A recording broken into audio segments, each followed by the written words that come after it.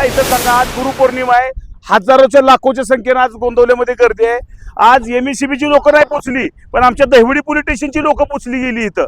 आणि आता मला सांगा, ही लाईट जी आलेली आहे, मेन लाईन आहे, याची लाईट चालू आहे, ह्याच्यामध्ये जर काय अनुचित प्रकार घडला, याला जबाबदार कोण राहणार आहे?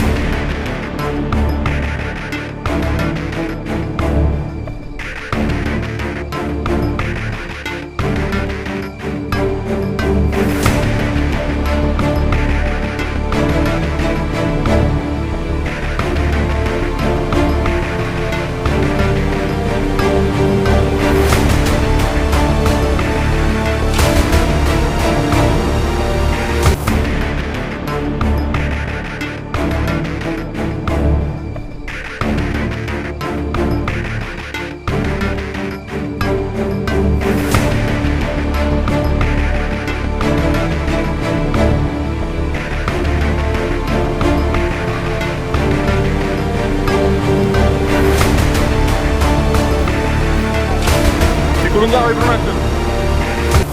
करंट चालू आहे, त्यात करंट गाडी आडवी लावून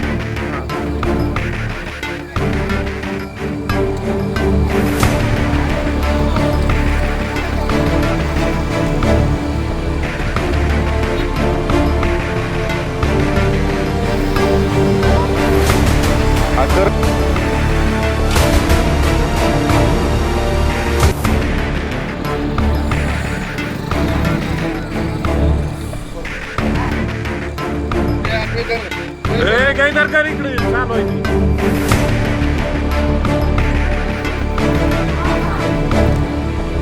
गेल्या 8 दिवसापूर्वी मी संबंधित एमएससीबीचे साहेब, मस्के साहेब असू द्या किंवा मोमीन साहेब असू द्या किंवा मुलानी साहेब असू द्या, यांना मी रिक्वेस्ट केली होती.